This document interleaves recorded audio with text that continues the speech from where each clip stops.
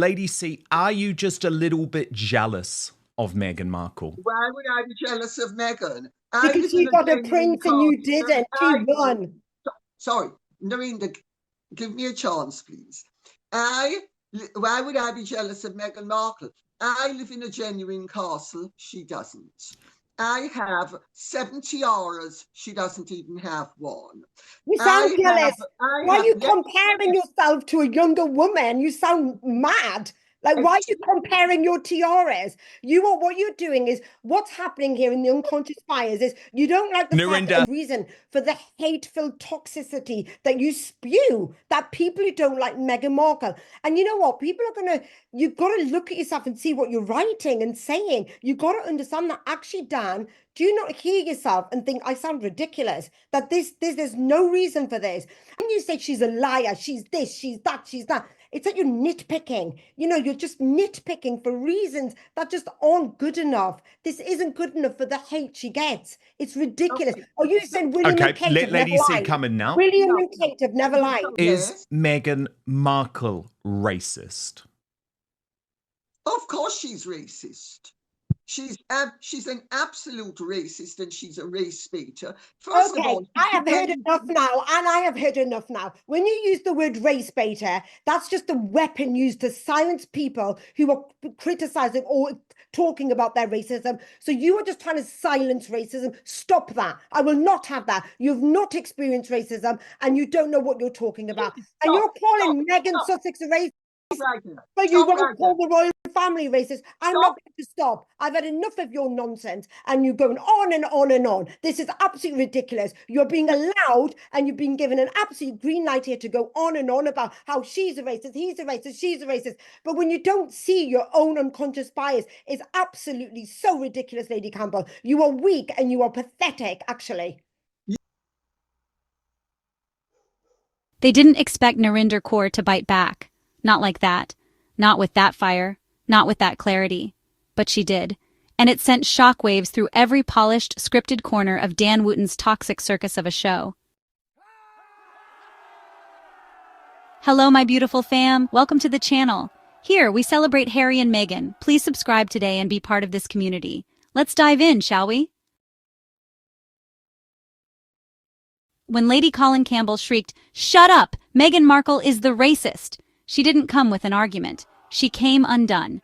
That wasn't a rebuttal. It was a meltdown. A public unspooling. The moment truth entered the conversation, her Victorian theater collapsed. And Narinder? She didn't flinch. She didn't fold. She stood firm, not just for Meghan, but for every woman of color who's ever been told to shrink herself, to bite her tongue, to endure the hate quietly. But here's the brutal truth. Narinder could speak. Meghan couldn't. That's the cost of being inside the institution. That's the price of the palace. From day one, Meghan was cast as the outsider. Not just because she was American or independent or accomplished, but because she was black. The British press didn't say it outright, but honestly, they didn't have to. Almost straight out of Compton. Exotic DNA. There were obsessive stories about her ambition. The narrative was, well, poisoned from the start. And the palace? Silent. No rebuttals, no protection, no compassion. Now just hold that up next to Kate Middleton. When one tabloid joked about her morning sickness, Kensington Palace blasted out a statement before the ink even dried. Swift, protective, fierce. But when Meghan was branded a bully, when she was accused falsely of making Kate cry, silence.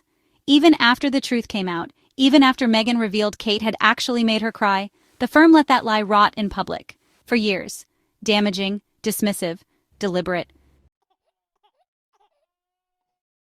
And then came Archie, Meghan's baby, denied a title, not out of protocol, but out of prejudice.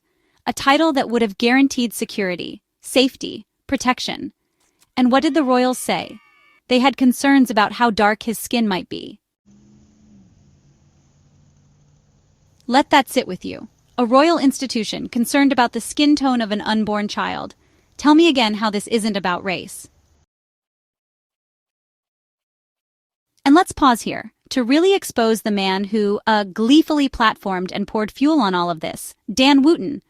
Because while Meghan was being stripped of her dignity by an archaic institution, Dan Wootton was in the wings, cheering it on like a gossip-hungry ringmaster. The man who fancies himself a fearless journalist has built his entire brand on destruction, not truth. He doesn't investigate, he instigates. He weaponizes his platform, not for facts, but for personal vengeance and tabloid clout. He was a ringleader in the smear campaign against Meghan Markle, publishing lies, amplifying racist headlines, dressing up speculation as journalism. And when Meghan didn't play along, didn't feed him palace secrets, didn't bend the knee to his media empire, he turned bitter, vindictive. And how has that served him?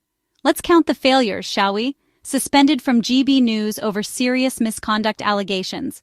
Allegations he still hasn't managed to shake off. Advertisers bailed, distancing themselves from the toxic spectacle his segment became. Former colleagues speaking out, alleging manipulation, intimidation, and a pattern of predatory behavior.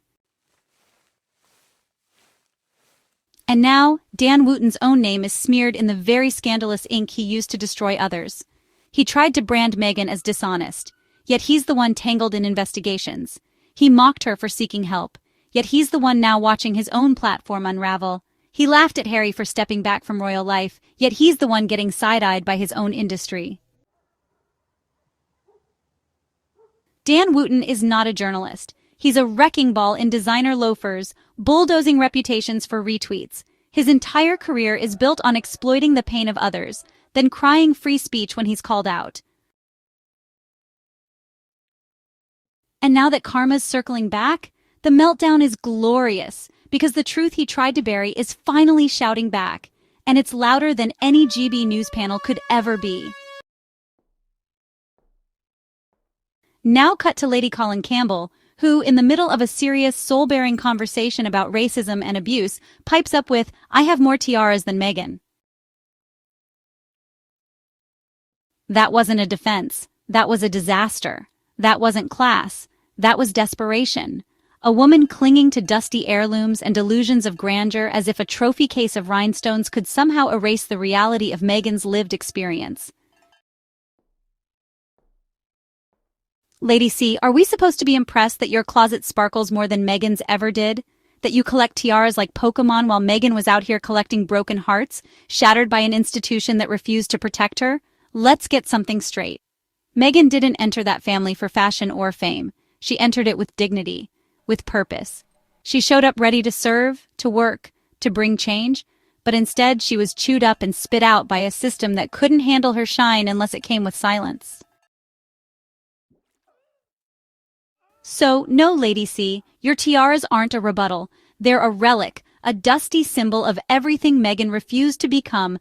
You don't win an argument by pointing to your jewelry box, and you sure as hell don't win the moral high ground by shouting like an angry relic from a crumbling empire.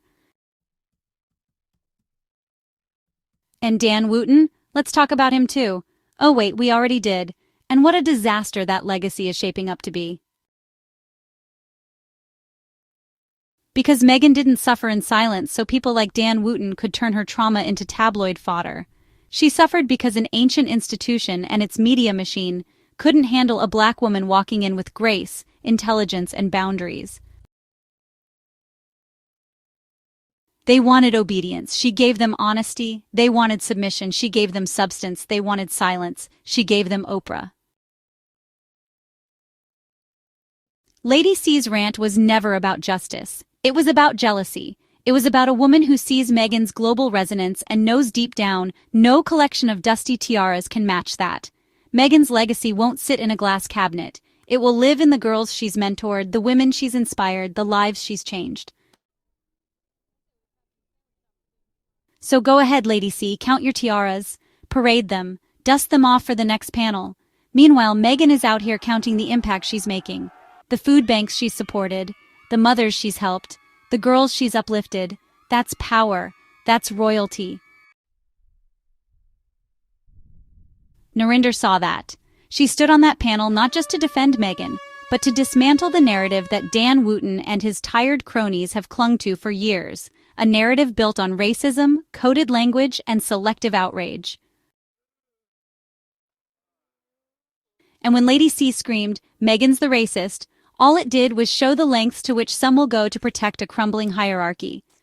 It wasn't just offensive, it was pathetic.